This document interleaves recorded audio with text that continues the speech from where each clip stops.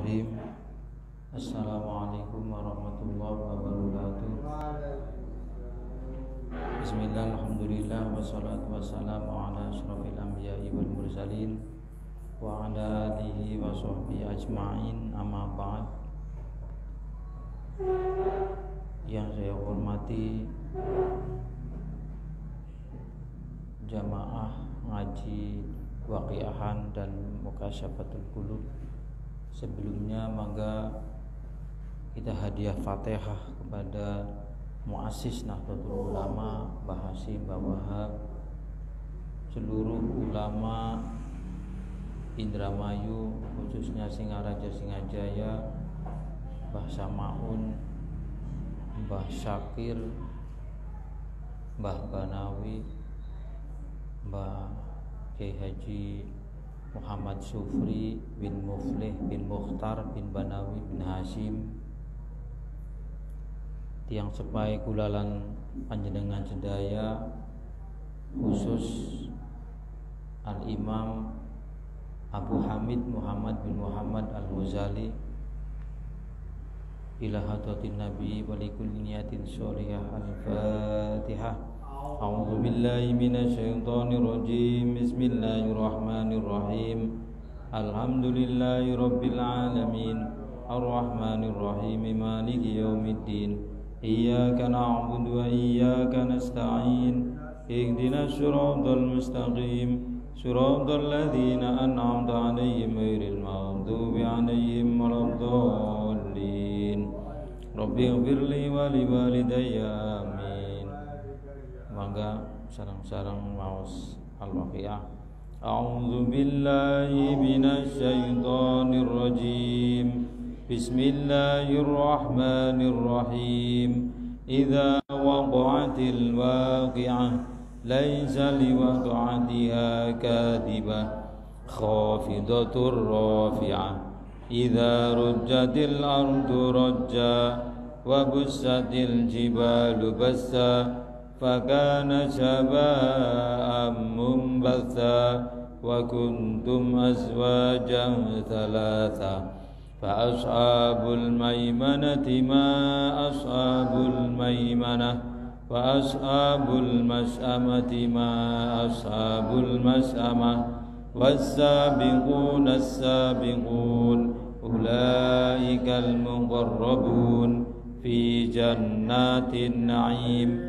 Thullatun minal awwalin wa qalilun minal akhirin ala sururin mawdunah muttaki'ina 'alaiha mutaqabilin yatufu 'alaihim wildanun mukhalladun bi akwabin wa abariq wa ka'sin min ma'in la yusaddauna 'anha wa la yunsifun wa fakihatin mimma yatakhayyarun tayrin mimma yashtahun wa hurun 'ain ka'amthalil lu'lu'il maknun jazaa'an bima kanu ya'malun la yasma'una fiha laghwan wa la ta'thima illa qilan salaman salama. Wa ashabul yamin ma ashabul yamin fi sidrin makhdud wa dhalhim mamdud wa dhillim mamdud wa ma'in maskub wa fakihatin katsirah la maqtu'atin wa la mamnu'ah wa furushin marfu'ah. Inna ansha'nahunna insha'a faj'alnahunna abkara 'urban ashraba li ashabil yamin. Thullatun minal awwalin wa thullatun minal akhirin wa ashabus shimal ma ashabus shimal fi samumin wa hamim wa dhillim min yahmum la baridin wa la karim. Innahum kanu qabla dhalika musrifin wa kanu yusirruna 'alal 'insil 'azim وكانوا يقولون إذا متنا وكنا ترابا وعظاما أئنا لمبعوثون أو آباؤنا الأولون قل إن الأولين والآخرين لمجموعون إلى ميقات يوم معلوم ثم إنكم أيها الضالون المكذبون لآكلون من شجر من زقوم فمالئون منها البطون فشاربون عليه من الحميم فشاربون شرب الهيم هذا نزلهم يوم الدين نحن خلقناكم فلولا تصدقون أفرأيتم ما تمنون أنتم تخلقونه أم نحن الخالقون نحن قدرنا بينكم الموت وما نحن بمسبوقين نبدل أمثالكم وننشئكم فيما لا تعلمون ولقد علمتم النشأة الأولى فلولا تذكرون أفرأيتم ما تحرثون أأنتم تزرعونه أم نحن الزارعون لو نشاء جعلناه حطاما فظلتم تفكهون إنا لمغرمون بل نحن محرومون أفرأيتم الماء الذي تشربون أأنتم أنزلتموه من المزن أم نحن المنزلون لو نشاء جعلناه أجاجا فلولا تشكرون أفرأيتم النار التي تورون أأنتم أنشأتم شجرتها أم نحن المنشئون نحن جعلناها تذكرة ومتاعا للمقوين فسبح باسم ربك العظيم فلا أقسم بمواقع النجوم وإنه لقسم لو تعلمون عظيم إنه لقرآن كريم في كتاب مكنون لا يمسه إلا المطهرون تنزيل من رب العالمين أفبهذا الحديث أنتم مدهنون وتجعلون رزقكم أنكم تكذبون فلولا إذا بلغت الحلقوم وأنتم حينئذ تنظرون ونحن أقرب إليه منكم ولكن لا تبصرون فلولا إن كنتم غير مدينين ترجعونها إن كنتم صادقين فأما إن كان من المقربين فروح وريحان وجنة نعيم وأما إن كان من أصحاب اليمين فسلام لك من أصحاب اليمين وأما إن كان من المكذبين الضالين فنزل من حميم وتسلية جحيم إن هذا لهو حق اليقين فسبح باسم ربك العظيم صدق الله العظيم.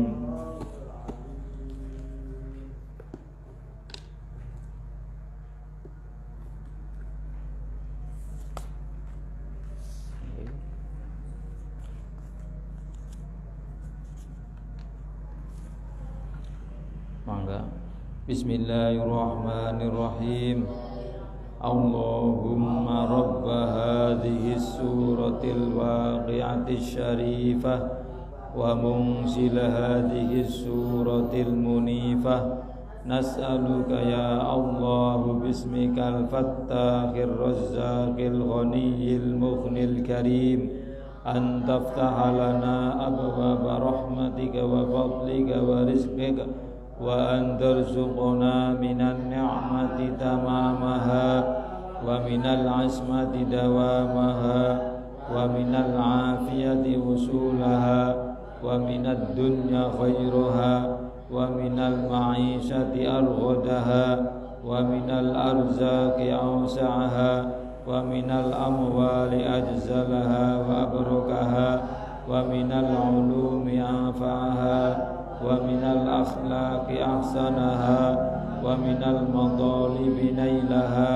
wa minal akhirati na'imaha wa tughniyana minal faqri wa tu'afiyana minad dain wa tughniyana minal faqri wa tu'afiyana minad dain wa tughniyana minal faqri wa tu'afiyana minad dain wa tukrimana bil ijabati wal qabul ya arhamar rahimin ya arhamar rahimin ya arhamar rahimin irhamna wal mudhnibin wa sallallahu ala sayyidina Muhammadin wa ala alihi wa sahbihi wa sallam walhamdulillahi rabbil alamin.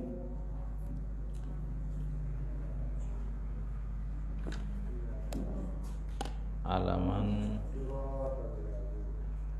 20 Al-Haramain Al-Ilmiyah halaman 24 bab Al-babus sabi'u fi nisyanillahi ta'ala wal fisqi wal nifaqi. Ya. Ja'at bismillahirrahmanirrahim.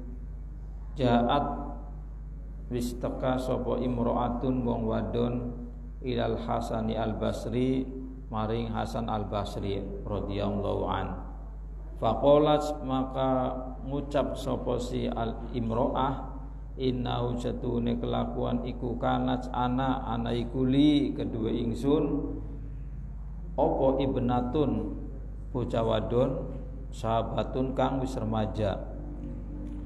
Famatat maka nuli mati sapa ibnah sabah wa ahbabtu lan kepengin insun an aroha ing yen to ngimpi insun ha ing ibnah sabah fil manami ing dalem waktu turu. Fajitu ka maka teka isun ka ing sira wahai Hasan al-Basri kaitu alimani supaya ngajari panjenengan ni ing ingsun ma ing perkara asta'inu kang nyuwun pitulung insun bihi kelawan ma ala ru'yatiha ing atase ngimpi ibnah sabah. Fa'allamaha maka nuli ngajari mulangi sapa Hasan al-Basri ha ing imroha falamma ra'atha mangka sumangsane ngimpi sapa si imro'ah ha ing ibnah wa alaiha lan iku tetep ing atase ibnah libasun utawi pakaian min qotoronin saking kapas pakaian sing sedengan kah sing biasa wa fi unuqiyalan iku tetep ing dalam gulune ibnah al-hillu utawi belenggu wa fi rijlihalan iku ing dalam sikile ibnah al-qaidu utawi rantai. Fa ahbarat maka nuli wei kabar sapa si imro'ah al-Hasana ing Hasan al-Basri bidzalika kelawan mengkono-mengkono mimpi. Fahtama maka nuli khomma itu ini aparane istilahnya mendung. Fahtama mendung berarti pesimis ya, iya pokoknya pesimis lah gampangannya mendung atau patah hati itu. Fahtama maka nuli patah hati atau kecewa sapa si Hasan al-Basri wa madot lan lunga sapa imro'ah mudatan ing dalam sijine mangsa sumaro'aha mangka nuli kari-kari ngimpi ha ing ibnah sapa al-Hasanu Hasan al-Basri fil janati manjing ing dalam surga. Wa ala ra'siya lan iku tetep ing atase sirae ibnah tajun utawi mahkota. Faqalat maka ngucap sapa ibnah ya Hasanu hai Hasan al-Basri ama araftani ta'rifani ama ta'rifuni anata ora ngerti panjenengan ni ing ingsun ana utawi isun iku ibnatul mar'ati anak wadone wong wadon allati atajka kang teka sapa imro'ah ka ing panjenengan wa qalat dan ngucap sapa si imro'ah laka maring sira kadza mangkene faqala mangka ngendika sapa si Hasan Al-Basri laha maring ibnah ma ing opo alladzi sayyaroka kang dadiaken opo ma ing sira ilama maring barang aro kang ningali isun ing ma qalat ngucap sapa si ibnah marra wis lewat bina kelawan isun sapa rajulun wong lanang fasolla maka nuli maca sholawat sapa si rajul alan nabi ing atase Kanjeng Nabi Muhammad sallallahu alaihi wasallam marotan ing dalem siji ambalan wa kana lan ana iku fil makbaroti ing dalam kuburan jadi kampung kuburan kuwi lho ana sapa ana pira kuburan iku wong sing pada mati khamsumiatin 500 wa khamsuna lan 50 apane ingsanan menusane fil azabi ing dalem azab panudia maka ngundang-undang dan undang-undang apa sih undang-undang ana suara irfa'u al-azaba anhum bi barakati sholati hadzal rajul irfa'u pada ngangkata mandega mareni sira kabeh al-azaba ing siksa anhum saking khamsumiatin wa khamsuna bi barakati sholati hadzal rajuli kelawan barokahe maca sholawat iki wong lanang. Jadi suatu ketika ada seorang perempuan datang ke Hasan Al-Basri. Jadi Hasan Al-Basri itu kan tokoh sufi pertama abad 2 Hijriah. Jadi Hasan Al-Basri itu adalah muridnya sahabat gitu. Muridnya sahabat dan orang pertama yang menciptakan teori zuhud, tidak terikat dengan hal-hal yang terkait dengan urusan dunia gitu, zuhud. Nah, ketika datang ke Hasan Al-Basri, perempuan itu cerita, wahai Syekh, saya itu punya anak perempuan, gadis remaja, tapi karena sakit terus meninggal. Lah setelah meninggal saya itu sekarang kangen banget. Tolong deh dikasih amalan supaya saya bisa ketemu dengan anak saya gitu. Akhirnya apa? Akhirnya Syekh Hasan Al-Basri ngasih sebuah amalan, disuruh baca. Lah begitu dibaca langsung mimpi melihat anaknya. Di dalam mimpi itu anak keadaan anaknya itu pakai baju yang murahan gitu. Terus lehernya itu dibelenggu dan kakinya ada rantainya. Akhirnya kan si perempuan itu langsung menuju ke Hasan Al-Basri, cerita tentang keadaan anaknya itu, sedih, sangat sedihnya. Nah, setelah cerita selesai, si perempuan itu pergi. Setelah pergi, 1 hari kemudian, beberapa harilah kemudian, Hasan Al-Basri itu mimpi melihat seorang gadis remaja yang ada di dalam surga. Tapi ya Hasan Al-Basri tidak tahu bahwa itu adalah anaknya perempuan yang dulu minta doa supaya bisa bertemu dalam mimpinya. Akhirnya si anak perempuan itu, remaja itu bilang, Syekh Hasan Al-Basri, ente tahu enggak, jenengan tahu enggak, saya itu anaknya perempuan yang pernah datang ke sampean minta doa gitu. Itu minum. Saya minta doa terus. Oh iya, tapi Hasan Al-Basri itu melihat si perempuan remaja itu masuk surga. Akhirnya kan bertanya, dulu ibunya lihat dalam keadaan di neraka, tapi sekarang kok di surga. Akhirnya bertanya, wahai perempuan, wahai anak remaja, kenapa kamu sekarang keadaannya seperti ini? Dulu kan ibumu mimpi kamu di neraka, sekarang kamu di surga. Kenikmatan apa? Sebab apa? Ternyata dia jawab, pada satu saat ada seorang laki-laki yang lewat di makam ini, yang ketika itu ada 550 mayit ya yang lagi disiksa. Gara-gara orang laki-laki itu lewat membaca sholawat kepada Nabi sekali gitu, itu langsung seluruh malaikat yang nyiksa itu berhenti. Dan akhirnya seluruh yang ada di makom itu, di makbaro itu, langsung dianugerahi mahfirah oleh Allah Subhanahu wa taala dengan sebab membaca sholawat kepada Nabi sekali. Bayangkan aja. Ini artinya apa?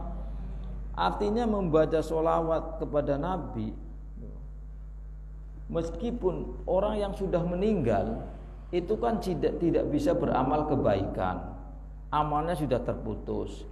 Tapi dengan sebab dibacakan sholawat kepada Nabi sekali, itu mampu menyelamatkan beribu-ribu orang yang ada di dalam kuburannya. Itu hanya sekali, apalagi misalnya berkali-kali, apalagi kita yang masih hidup. Artinya sholawat kepada Nabi, berkah dari sholawat kepada Nabi ini mampu memberikan syafaat kepada kita, baik di dunia maupun di alam kubur dan di akhirat. Ketika kita perjalanan malam, banyaklah baca sholawat kepada Nabi. Insya Allah dengan membaca sholawat kepada Nabi, maka Allah akan menyelamatkan kita dengan berkahnya sholawat kepada Nabi. Jadi luar biasa sholawat kepada Nabi itu. Makanya heran ketika ada orang yang misalnya mengharamkan sholawat kepada Nabi, itu bid'ah dan sebagainya, itu belum paham tentang memang ada dari dulu. Dari dulu itu ya sudah ada. Dari zaman sahabat ya sudah ada sholawat Nabi itu. Kemudian di Hasan Al-Basri, berarti tabi'in sudah ada. Dan tabi'in itu lebih paham daripada kita, karena dekat kepada sahabat, sahabat dekat pada Rasul. Jadi informasinya itu benar-benar valid gitu loh. Makanya ada seorang syekh ya yang mengarang, Syekh Sulaiman Al-Jazuli, itu mengarang seluruh sholawat Nabi yang ada dikumpulkan di Dalailul Khairat. Itu Dalailul Khairat itu sebuah kitab sholawat yang ketika dibaca itu membuat pengaruh kehidupan kita itu berubah. Jadi bisa merubah segala apa yang misalnya dari orang yang biasa, dari keturunan biasa, dengan baca secara rutin Dalailul Khairat itu mampu merubah kehidupan. Memang luar biasa faedah dari sholawat kepada Nabi itu.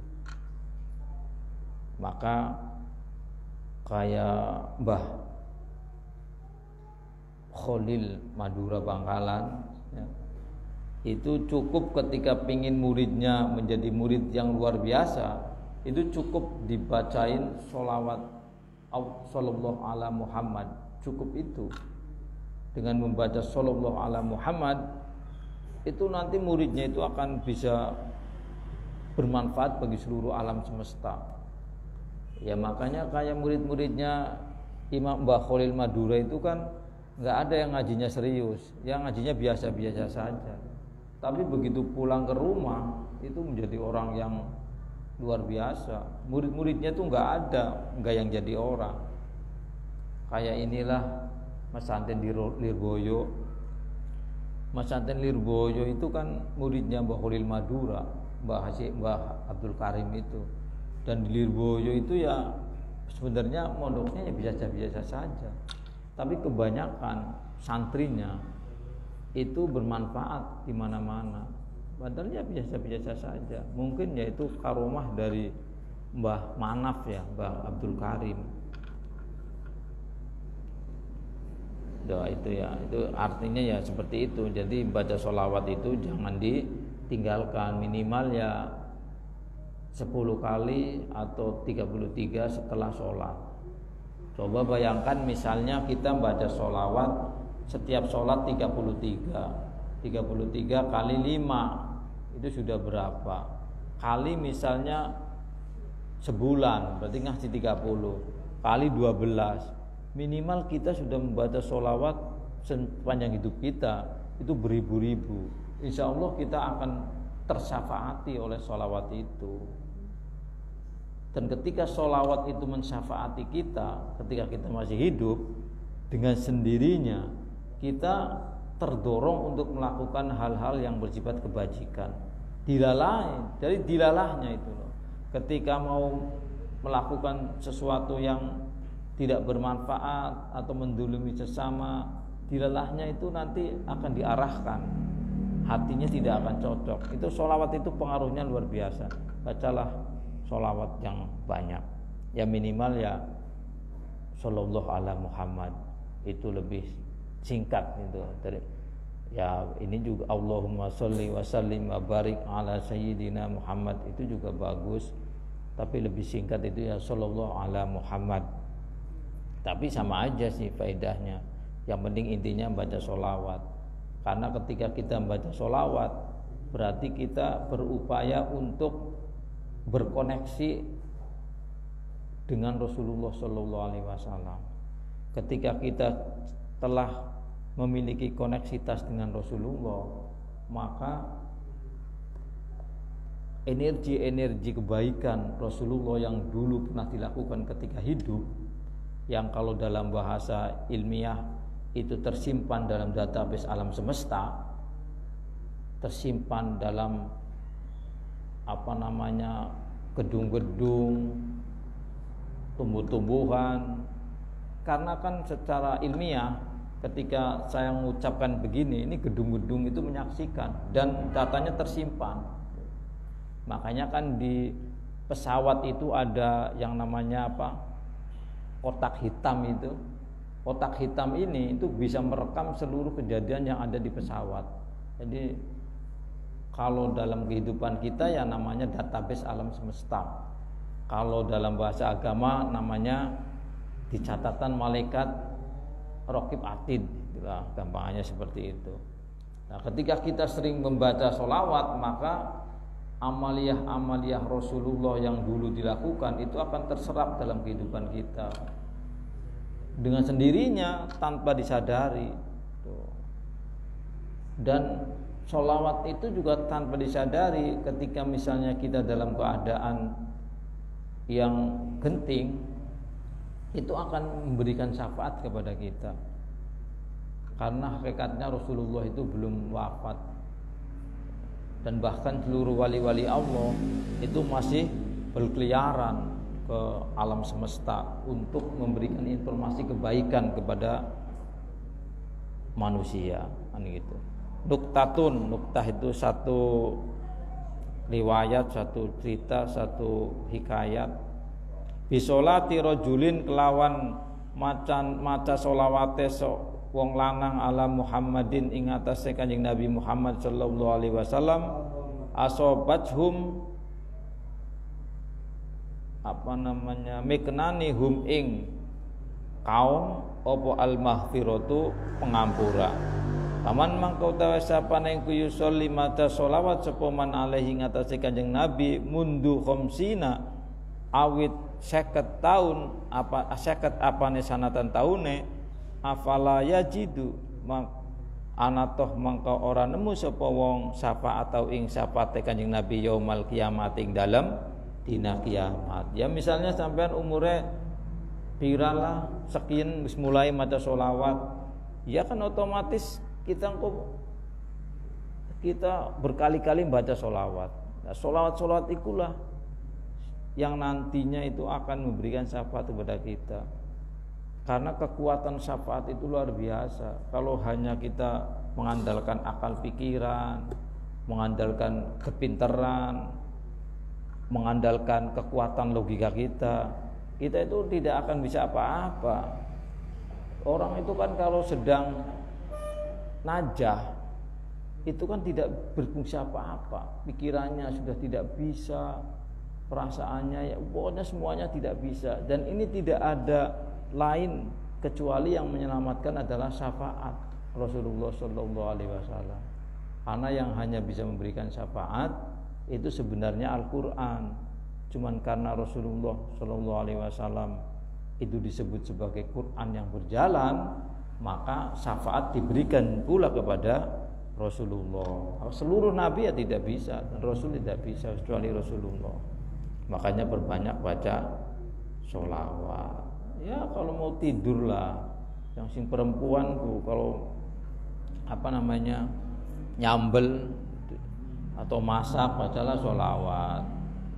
Kalau nyambelnya, saya itu dulu dikasih ijazah oleh Kiai Lirboyo ya.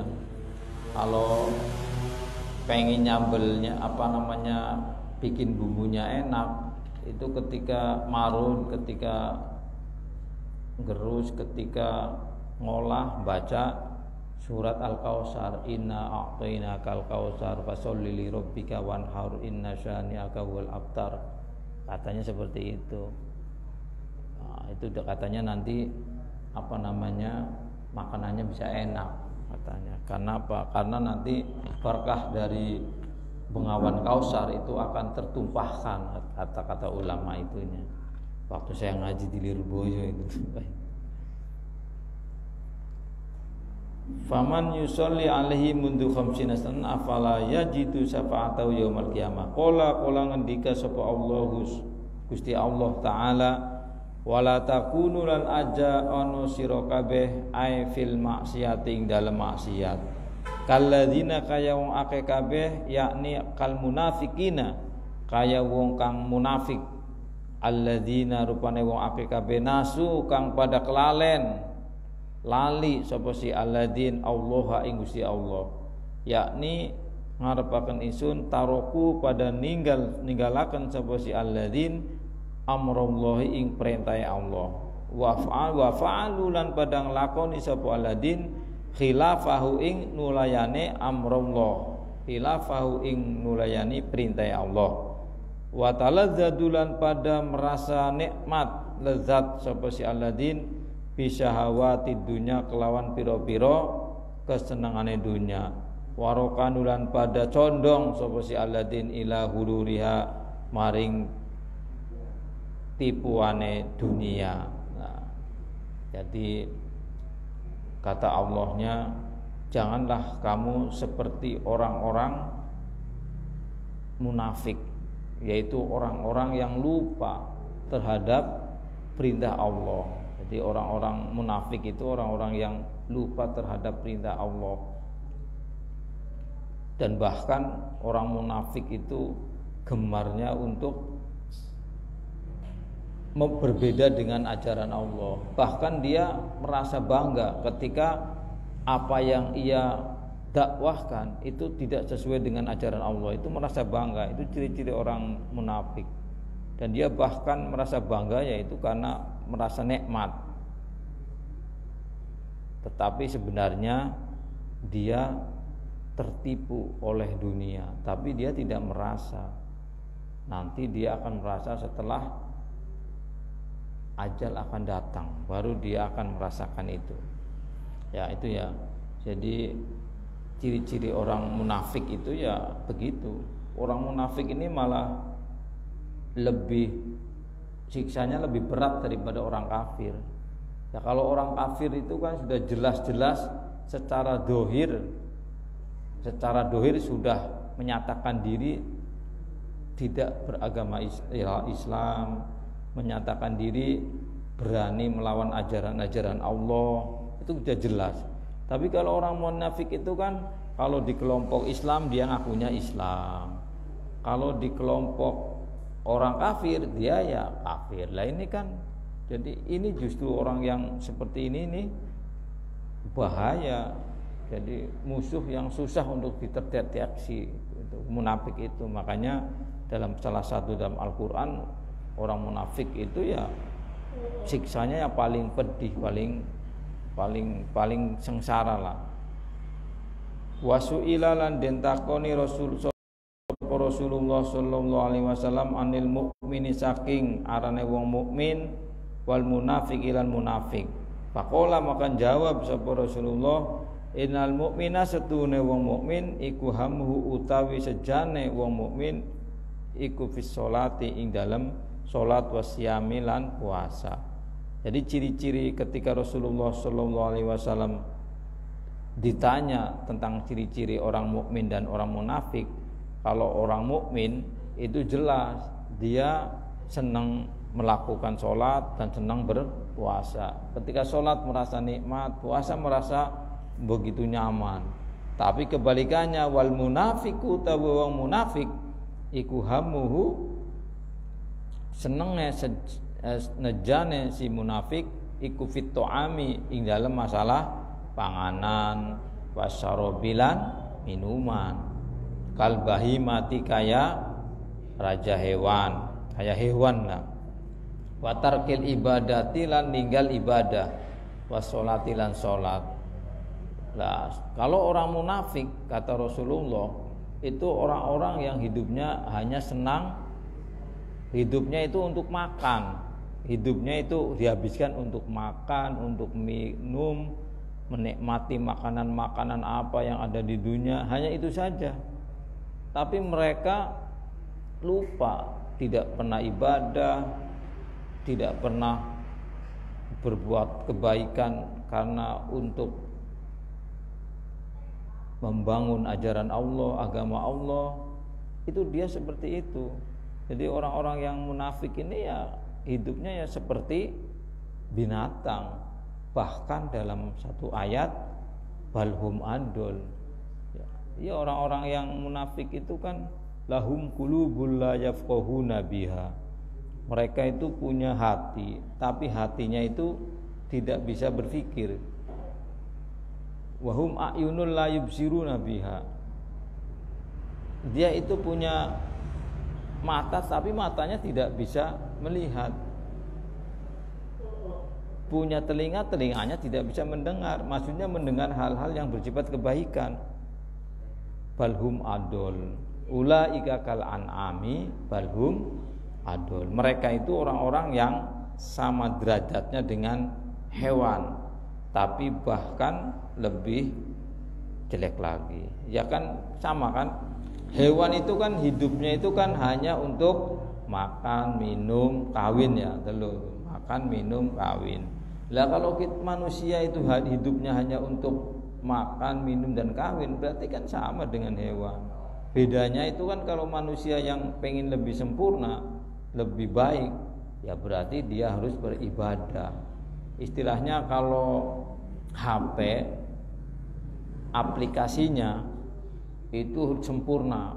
Jadi kemuliaan manusia itu ya orang yang memiliki ilmu. Kalau HP aplikasinya itu baik, bagus, banyak sehingga harganya mahal. Begitu juga manusia yang punya ilmu, maka harganya juga mahal. Dan ilmu itu ya harus belajar.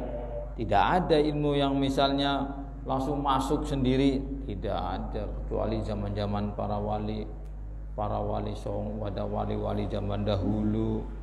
Kalau sekarang itu kan ya mesti belajar lah, karena memang pengen mendapatkan ilmu ya harus belajar.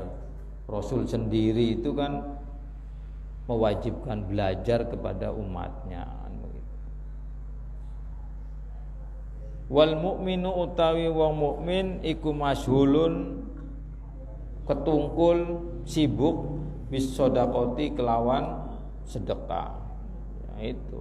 Jadi sedekah itu ya orang-orang mukmin itu orang-orang yang pikirannya, ucapannya dan tindakannya itu terkait dengan hal-hal yang bersifat sedekah. Jadi sedekah itu ya bukan hanya secara materi, bisa sedekah pikiran, sedekah ucapan, kata perkataan, sedekah tenaga, sedekah kalau punya duit ya secara finansial. Tapi intinya semuanya itu sedekah, sama-sama saja. Nah itu. Jadi kalau misalnya di musola atau di masjid atau di madrasah ada misalnya kotoran, itu dibersihkan, itu ya sedekah tenaga. Malah itu pahalanya lebih besar. Kenapa? Karena kan kadang orang tidak tahu menginjak najis. Nah, tapi kalau kita terus bersihkan, maka kita lebih mensterilkan bahwa tempat ini suci, pahalanya lebih banyak lah. Jadi gitu ya. Jadi intinya ya sedekah itu bukan hanya milik orang-orang yang kaya, semuanya itu punya potensi. Tenaga ya bisa, pikirannya bisa, ucapannya bisa, juga dengan kekuatan. Apalagi dia misalnya jadi pejabat, nah, dari kekuatan jabatannya inilah dia bisa bersedekah dengan yang lebih bagus lagi. Kenapa? Karena kan kalau pejabat itu kan kalau nyuruh bawahannya tuh cepat. Nah, ini kan namanya punya kekuatan. Kayak misalnya Pak Jokowi ngomong A, semuanya itu A. Nah, ini juga disebut sebagai sedekah. Nah, gitu. Makanya hebatnya pengusaha para pemimpin ketika bisa adil ya. Pemimpin yang bisa adil ini sudah dijamin oleh Rasulullah, pasti dia mendapatkan surga di dunia dan juga di akhirat.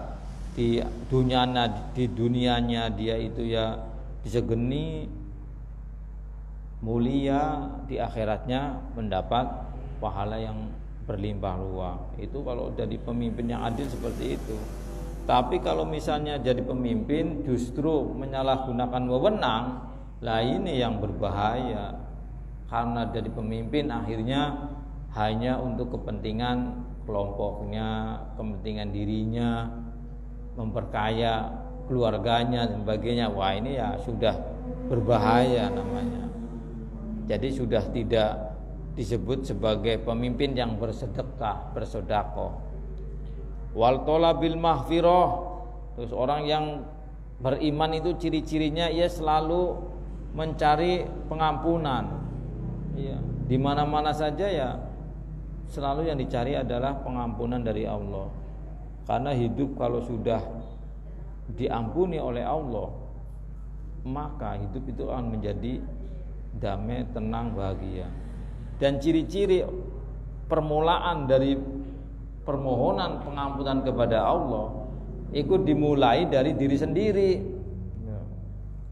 Jadi mengampuni seluruh anggota badan, ucapan apa aja dan sebagainya, itu semuanya nanti akan kembali kepada diri kita sendiri. Jadi pertama, agar bagaimana kita untuk bisa diampuni oleh Allah adalah mengampuni seluruh anggota badan kita.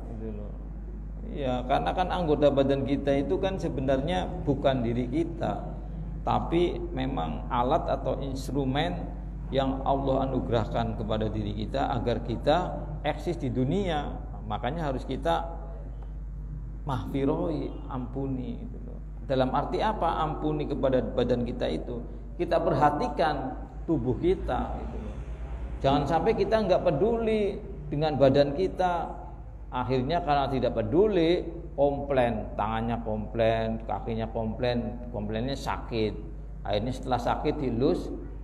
Nah, aslinya itu ya tubuh kita komplain karena kita kurang peduli kepada tubuh kita.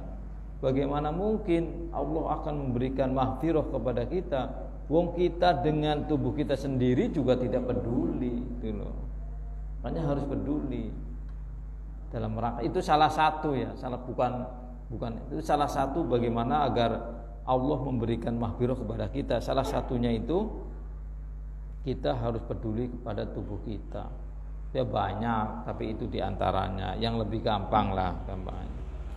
Wal munafiqun utawi wong munafik iku mazhulun, sibuk bil hirsi kelawan tamak. Tamak dia mencari orang hidup itu kan. Wal amali, terus khayalannya terlalu tinggi. Bukan berarti kita tidak boleh untuk memiliki cita-cita, enggak. Jadi hayalan dan cita-cita itu berbeda. Kalau hayalan itu biasanya itu terbesit di dalam pikiran, padahal secara fakta kita tidak akan mungkin mampu menembus itu. Itu namanya khayalan, yang tidak akan mungkin lah. Tetapi kalau cita-cita itu kan tekad kita untuk mencapai apa yang kita inginkan. Itu kan cita-cita, dan itu boleh di dalam ajaran agama. Bahkan kita mesti harus bercita-cita yang paling tinggi lah. Kita mesti seperti itu. Jadi bedanya seperti itu. Dan kalau cita-cita, ketika dia menginginkan satu cita-cita yang harus tercapai, ia ditempuh dengan begitu semangat, dengan pikiran, tenaga, itu kerahkan semua untuk mencapai ke itu namanya cita-cita. Tapi kalau khayalan itu enggak, dia pengennya mencapai gunung, ya, pengennya mendaki gunung, mencapai ke puncak gunung, tapi dia tidak berusaha mencari gunung, tapi dia malah senangnya di tempat-tempat yang misalnya lebih rendah, di laut dan sebagainya. Ya itu namanya dia menghayal. Kalau pengen mencapai ke puncak gunung, ya berarti kita harus nyari gunung di mana tempatnya. Kalau kita menginginkan apa yang kita inginkan itu tercapai, ya berarti kita harus secara logika dong. Maksudnya begitu. Kayak misalnya begini. Misalnya saya pengen naik kuda, ya kan? Secara logika berarti kan kita harus memikir di mana nih tempat biasanya ada kuda. Nah, itu namanya cita-cita. Oh, kuda itu biasanya ada di Islamic Center, ada di itu SC, kan ada. Berarti kita badannya itu didekatkan ke SC, di sport center kan. Nah, ketika sudah di sana ya mencari, ya ada kan, ada di sana emang kuda itu biasa ada. Ya makanya kita cepat untuk cita-cita kita naik kuda itu cepat terkabul. Tapi kalau kita pengen cepat naik kuda, tapi sementara kita berada hanya di tempat-tempat yang kita senengin saja, kayak di musola saja misalnya, atau di rumah saja, nggak berusaha untuk mencari di mana tempatnya kuda, ya itu namanya menghayal. Bedanya di situ.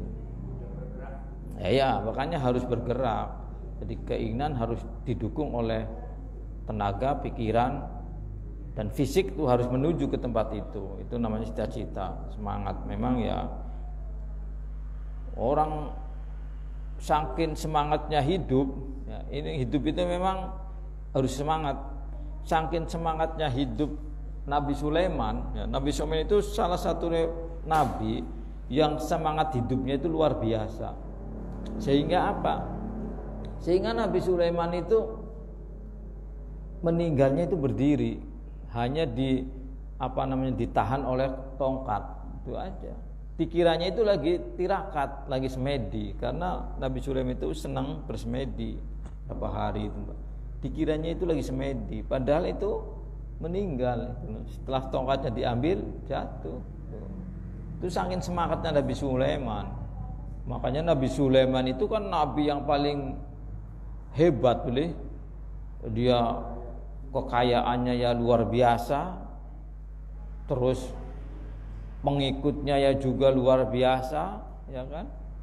Terus kerajaannya ya bukan hanya kerajaan dunia, kerajaan istilahnya dalam bahasa Arab itu sakolain, kerajaan dunia dan kerajaan gaib itu semuanya tunduk kepada Nabi Sulaiman. Hebatnya Nabi Sulaiman itu. Dan seperti itu diraih ya dengan kesemangatan hidup, bukan dengan play-play, hanya dengan ibadah. Enggak, tapi dia ibadah ya iya, tapi juga untuk mencapai apa yang kita inginkan juga kita usaha. Jadi dua-duanya, fisik dan zahir kita kerja bersama. Karena memang kita itu makomnya ada di makom kasab. Kita kan ada di makom kasab, pengen dapat duit ya kudu bekerja ya kan ya. Kalau beda kalau kayak orang-orang yang sudah makamnya itu tajrid, orang-orang yang sudah makamnya tajrid itu malah kalau nyari duit tuh haram, nggak boleh. Dia sudah tajrid kok nyari duit, gitu loh. Berarti dia nggak tahu ketajridanan gitu kan. Ya ada orang udah tajrid tanpa nyari duit, itu duit datang sendiri. Nggak usah nyari rezeki datang sendiri. Ya udah, nggak usah lah jualan, nggak usah apa. Dia sudah itu kok.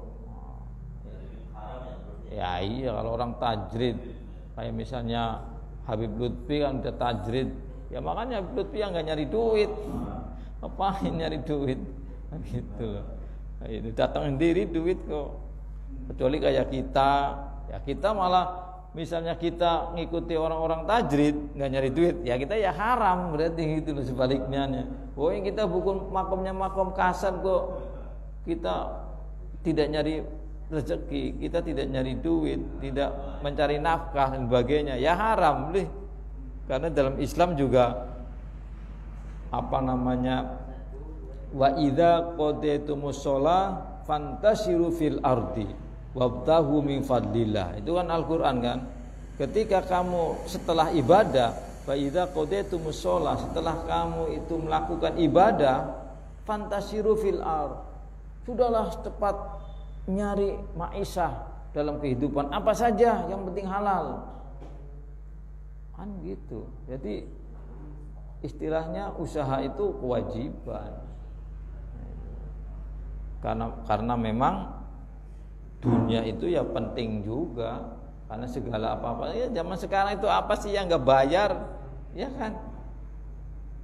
Kencing ya bayar, kencing mati ya bayar. Ada itu kuburan yang harganya sampai 1.350.000.000. Wah, di Jakarta benar kecil. Jadi semuanya itu bayar.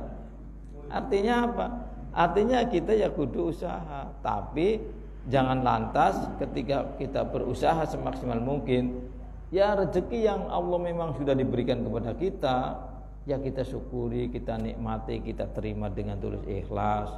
Tidak usah melihat, dia sampai segitu ya, kenapa saya begini? Tidak usah, karena memang Allah sudah memberikan rezeki masing-masing kepada setiap orang. Iya, nggak usah bertanya kenapa ya si A yang nggak pernah ibadah rezekinya gampang, dapatnya banyak. Nggak usah.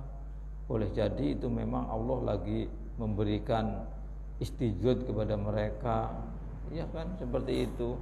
Dan boleh jadi pula ketika misalnya Allah memberikan rezeki kepada saya lebih banyak, saya justru bingung, nggak bisa tidur, bingung, ibadahnya nanti nggak khusyuk, ingat duit terus dan sebagainya, kan bisa jadi seperti itu. Jadi Allah itu lebih tahu segala-galanya. Makanya yang terpenting ya sudahlah, yang penting kita berusaha semampu tenaga kita, pikiran kita, dapatnya seperti apa kita nikmati, kita syukuri, dan lalu kita berdoa semoga rezeki kita itu adalah rezeki yang berkah. Sehingga apa? Dengan adanya keberkahan itu mendorong pikiran kita, ucapan kita, tenaga kita itu untuk diperuntukkan pada hal-hal yang bersifat kebajikan, kebaikan, beribadah kepada Allah. Itu bedanya kayak gitu. Terus juga kalau duitnya itu barokah, punya duit 50.000 barokah, itu nyaman. Untuk beli makanan sekeluarga juga cukup, malah kadang lebih. Tapi kalau rezekinya enggak berkah, dapat duit 10 juta juga sehari habis. Iya, 100 juta ya habis. Ya, iya, karena kan habis itu duit itu kan, ya apa sih kan cepet plus itu. Apalagi orang-orang yang konglomerat itu, kalau judi itu kan miliaran, triliunan, ya plus lagi. Ya itu seperti itu. Ya itu ya maksudnya ya seperti itulah.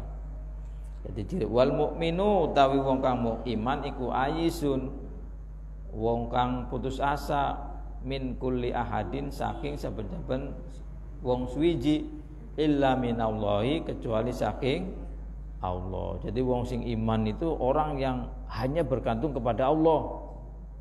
Ketika mendapatkan apa-apa, masalah, penyakit dan sebagainya, itu bergantung kepada Allah. Itu amalan hatinya seperti itu. Kita yakin kepada Allah bahwa ini adalah merupakan pemberian dari Allah. Tetapi bukan berarti lantas secara fisik diam saja, tidak. Berarti karena kita makomnya makom kasab harus berikhtiar, begitu loh. Beda. Kita harus berikhtiar, ikhtiar apa sajalah. Itu. Jangan diam saja karena kita makomnya masih kasab. Iya. Misalnya ada seorang kiai yang makomnya sudah tafrid, sakit tidak diobati, ya biarkan saja, makomnya sudah tajrid kok. Kalau kita kan masih kasab, ya berarti kalau sakit ya berobat, wajib ikhtiar. Enggak boleh kalau enggak ikhtiar berarti kita mendolimi diri kita. Kalau mendolimi diri kita berarti nanti tangan kita, kepala kita, kaki kita akan menuntut kita di akhirat nanti. Gitu. Begitu kita masuk surga misalnya, nanti tangan kita itu komplain, ya Allah, saya nggak ikhlas, nggak ridho, si fulan itu masuk surga. Kenapa? Karena dia melantarkan saya, gitu loh. Dia kan makomnya di makom kasab. Kenapa sakit diam saja, nggak berobat? Nah, itu berarti melantarkan badan gitu. Jadi seperti itu. Kalau misalnya ada kiai yang luar biasa terus kemudian dia nggak ke dokter, ya itu kan bisa jadi karena makamnya sudah tajrid. Kan yang mengetahui kan diri sendiri. Orang itu tidak akan mampu dia melihat bahwa dia makamnya tajrid atau enggak kecuali dirinya sendiri dan kecuali sesama makom tajrid gitu. Istilahnya layak riful wali ilal wali gitulah. Tidak, makom tajrid itu kan para wali. Jadi orang-orang yang sudah tidak terikat dengan urusan dunia itu makom wali. Makanya ya kayak Gus Dur lah, itu satu-satunya presiden Indonesia yang begitu turun dari presiden gak punya duit. Bener. Iya. Gus Dur nggak punya duit begitu turun dari presiden. Jadi berarti kan otomatis waktu jadi presiden dia nggak mencari duit. Padahal kalau pengen nyari duit, wah ya gampang banget. Seluruh perusahaan sudah taat kepadanya semua. Tuh nggak ada. Iya, kata anaknya itu ketika ada masalah tentang partainya itu butuh duit 5 juta, itu masih minta ke anaknya. Padahal kan turun dari presiden, dari presiden miskin kan aneh. Nah itu ya begitulah. Jadi enggak untuk nyari kekayaan. Wal munafiku utawi wong munafik iku rajin ngarepaken kulla ahadin ing saben-saben wong illallah kecuali Allah. Beda kalau orang munafik itu dia selalu berupaya untuk berbaikan dengan seseorang. Kenapa? Karena dia punya harapan-harapan gitu. Begini supaya apa dan sebagainya. Tapi dia lemah. Kenapa? Karena tidak punya sandaran kepada Allah. Begitu kena masalah, jatuhlah begitu. Mentalnya runtuh, hancur, lemah. Nah itu. Tapi kalau orang iman karena memang dia punya kekuatan iman kepada Allah, ya udah. Apapun keadaannya dia semakin kuat. Itu bedanya di situ. Wal mu'minu yuqaddimu malahu. Wal mu'minu utai wong iman iku yuqaddimu nyerahaken sapa mukmin malahu ing hartane wong mukmin duna dinihi kudu agamane mukmin. Kalau orang mukmin itu ciri-cirinya ya dia ketika ada kebaikan ya serahkan aja lah dananya untuk kebaikan. Bukan agamanya, tapi kalau agamanya dia kekeh kuat, dimanapun keadaannya tetap kuat kokoh. Tapi kalau wal munafiku utawi wong munafik iku yuqaddimu masrahaken sapa munafik dinahu ing agamane munafik duna malihi kudu hartane munafik. Dia lebih kekeh mempertahankan hartanya daripada agamanya. Itu orang munafik seperti itu. Kalau orang mukmin lebih kuat mempertahankan agamanya daripada hartanya. Harta itu kan sebanyak apapun kan, ketika misalnya itu kan titipan Allah. Ya tahu sendirilah. Bayangkan aja waktu tsunami di Aceh, orang-orang yang konglomerat di Aceh itu banyak, yang kaya itu banyak, tapi begitu kena tsunami, terus habis semua itu. Begitu. Kalau nggak punya iman, hancur. Tapi kalau punya iman, hanya Allah lah yang bisa mengendalikan alam semesta ini. Akhirnya apa? Bangkit. Orang-orang yang punya iman itu ya ketika menghadapi musibah, dia akan bangkit, cepat bangkit. Kenapa? Karena yakin ini adalah dari Allah Subhanahu wa taala, dan karena yakin ini adalah cara Allah untuk membangkitkan dan menguatkan keimanannya. Dia langsung bangkit, enggak malah tempuruk. Itu ciri-ciri orang beriman itu seperti itu.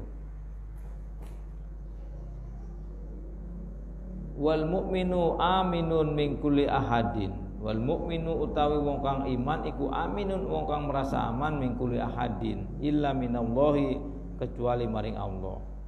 Orang-orang yang beriman itu yang hidupnya itu dia merasa aman dari seluruh manusia yang ada, yang ditemui musuh pun dia merasa aman, kecuali kepada Allah. Kalau kepada Allah dia tuh khawatir, takut. Kenapa? Karena khawatir amal-amal ibadahnya itu tidak diterima itu.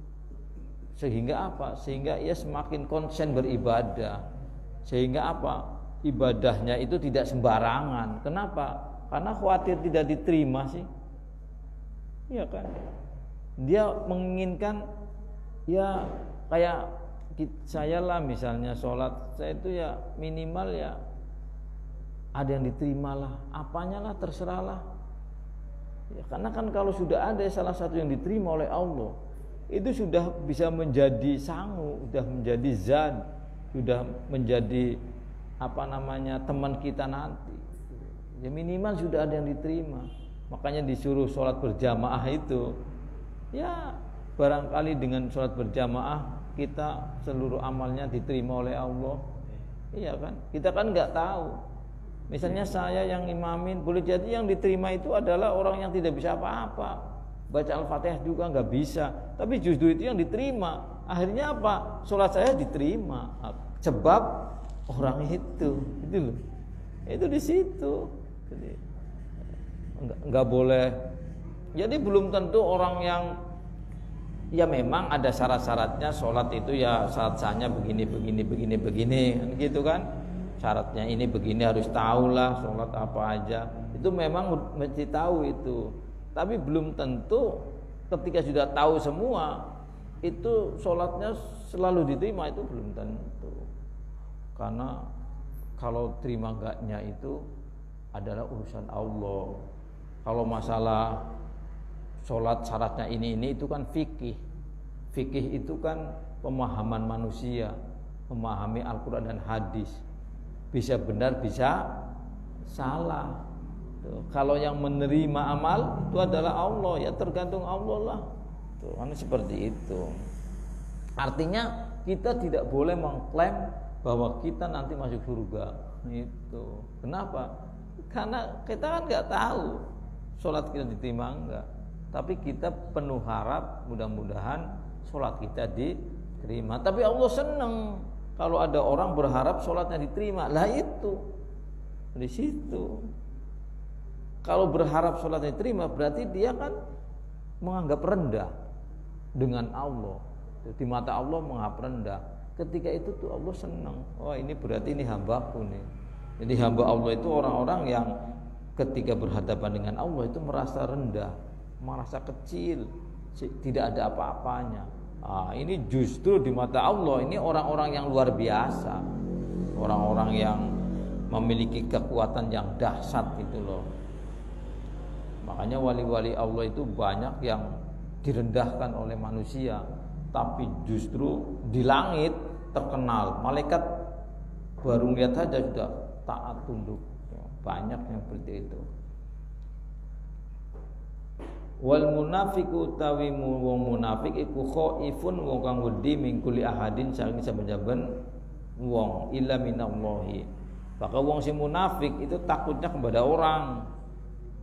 Tapi kepada Allah tidak takut. Kenapa? Karena dia enggak lihat sih Allah itu, enggak tahu lah, jadi enggak tahu. Nah itu. Wal mu'minu yuhsinu wa yabki. Utawi wong kang mukmin iku yuhsinu agawe bagus terus, wa yabki terus ya minimalnya bengine pernah nangis lah. Iya, kenapa nangis? Karena bukan amal orang diterima sih. Nah, itu orang mukmin ciri-cirinya. Sehingga hidupnya itu enggak terlalu sembarangan, seenaknya sendiri. Wah, itu enggak amburadul. Kenapa? Karena terkendali. Hidupnya itu terkendali orang-orang yang beriman itu. Tapi beda dengan wal munafiqu tawi wong munafik iku yusiu agawe ala sapa munafik wayat hakulan pada guyu-guyu terus. Oh, kita berbuat jahat, dia bahkan dengan kejahatannya itu merasa puas, merasa bangga, merasa bahagia. Apalagi sekarang zaman Facebook ya, mabuk-mabukan di upload. Itu kan namanya bangga dengan perbuatan maksiatnya. Itu bahaya itu yang seperti itu. Sekiranya iya kan dianggap hebat dan sebagainya. Wah, ini berbahaya itu. Banyak itu. Ya kalau nggak tahu, nah kita itu tugas kita. Tapi kalau tahu, ya justru itu berbahaya. Terus wal mu'minu utawi wong mukmin iku yuhibbu demen sapa wong mukmin al wahdata ing dewekan wal khalwata khalwa. Maka wong mukmin itu ya meski sedina sehari itu ada waktunya untuk berkholwah, ada waktunya untuk bersendiri. Kalau orang yang mukmin itu misalnya di tengah malam bangun tengah 4 sholat tahajud 2 rakaat terus berdiam diri, berdialog dengan diri sendiri, berdialog dengan Allah. Ya minimal 15 menit lah. Nah, itu ciri-ciri orang mukmin. Ya setiap hari mesti kudu seperti itu. Kalau enggak di malam hari, ya setelah sholat. Ketika zikir, setelah zikir kita diam diri saja, diam, enggak usah melapalin apa-apa. Tapi kita berdialog dengan diri kita sendiri, berdik dengan Allah, merenung gitu. Selesai wirid, diam, kita langsung dialog dengan diri sendiri. Nah, itu ciri-cirinya. Minimal ya sehari 15 menit lah, atau 10 atau 5, jangan enggak pernah. Itu ciri-ciri orang yang beriman. Tapi wal munafiqu yuhibbul khaltata wal mala'a. Utawi wong munafik iku yuhibbu seneng sapa munafik al khaltata ing ya campur-campur uripnya lah, lanang wadon campuran wal mala'alan gerombol-gerombolan. Jadi uripe ya senangnya berkerumpul-kerumunan terus. Tapi tidak ada waktu satupun sesaat yang untuk menyendiri, untuk ingat Allah. Nah itu ciri-ciri orang munafik itu seperti itu. Maka hidupnya itu glamor lah. Wal mu'minu ta wong mukmin iku yan yarza'u nanem sapa si mukmin wa yakhsan wedi sapa mukmin al fasada ing berbuat jelek. Takut untuk menanam kebaikan, tapi dia juga takut melakukan perbuatan merusak. Beda dengan orang munafik. Wal munafiqu ta orang munafik iku yaqla'u ngancuraken nyopot sapa munafik wa yarjulan ngarepaken al hasada ing sapa si munafik al hasuda ing panen. Dia merusak tapi pengennya manen. Nah ini iya, berbuat jahat tapi pengennya manen. Ya orang-orang yang berbuat jahat itu kan dia berbuat jahat tapi kan ngambil saja pengennya gitu. Dia enggak merasa menanam tapi mau ngambil. Lah ini kan ciri-ciri orang munafik. Ya kayak ya intinya ya kayak inilah, kayak bos-bos itulah apa namanya mengambil tenaganya anak buahnya. Ini kan bahaya. Kalau misalnya ia ngambil ya sewajarnya sajalah, jangan terlalu berlebihan. Dalam Islam itu kan enggak boleh. Kalau misalnya jualan juga dalam Islam itu enggak boleh, untungnya itu berlipat ganda, itu enggak boleh. Kayak Rasulullah itu kalau jualan itu ya tidak pernah bohong. Kalau misalnya harganya dapat belinya itu 100.000, ya bilang 100.000. Saya misalnya untungnya 10.000, saya jual 110, begitu. Kalau Rasulullah itu. Kalau orang sekarang kan belinya 50.000, ditawarnya 125, ngomongnya itu belinya juga belum boleh. Nah itu yang nggak boleh seperti itu tuh. Itu belinya aja belum boleh. Lah, itu namanya bahaya itu. Itu ciri orang munafik itu kayak gitu tuh. Jadi orang munafik itu orang yang ini antara dohir dan batinnya berbeda. Dohirnya A, batinnya B. Jadi berwajah dua lah. Itu namanya orang-orang munafik, intinya seperti itu. Terus wal mu'minu ya'muru ya wa yanha li siyasatin diniyatin. Wal mu'min itu orang mukmin iku ya'muru perintah sapa mukmin wa yanha nyegah sapa mukmin li siyasatin maring aturan-aturan diniyatin kang bangsa agama. Wa yasluhulan berbuat baik sapa si mukmin. Nah, kalau orang mukmin itu ciri-cirinya ya dia berusaha untuk menegakkan aturan-aturan agama dan berbuat kebaikan. Beda dengan orang munafik. Wal munafiku ya'muru wa yanha li riyasatin dunyawiyatin. Utawi wong munafik iku ya'muru perintah sapa munafik wa yanha lan nyegah sapa munafik li riyasatin maring riyasah itu kepemimpinan. Dunyawiyatin kang bangsa duniawi. Dia hidupnya itu ya hanya untuk dunia saja, mengharap kekayaan dan sebagainya, kekayaan, jabatan, yaitu pengaruh, yaitu dunia. Jadi yang namanya dunia itu kekayaan, jabatan, pengaruh, popularitas, yaitu dunia. Itu ya orang-orang munafik itu ya yang disenangkan itu. Beda dengan orang-orang yang mukmin kayak misalnya Gus Baha itu kan ngajar ngaji itu kan bukan karena mencari dunia, bukan karena pengen tenar itu kan karena mungkin pengaruh saja, intinya enggak gitu. Nah itu akhirnya seperti itu. Tapi dengan sendirinya orang yang memiliki keikhlasan yang luar biasa, maka tubuhnya itu akan menjadi magnet segala apapun yang ada di dunia, sehingga orang pada senang semua gitu. Ciri-cirinya itu seperti itu. Orang menjadi senang karena tubuhnya menjadi magnet. Sudah dah. Jam berapa ya? Ini aja lah, segini be ya. Kita dulu lah. Terima kasih. Wallahul muwaffiq ila aqwamit thoriq. Assalamualaikum warahmatullahi wabarakatuh. Allahumma sholli ala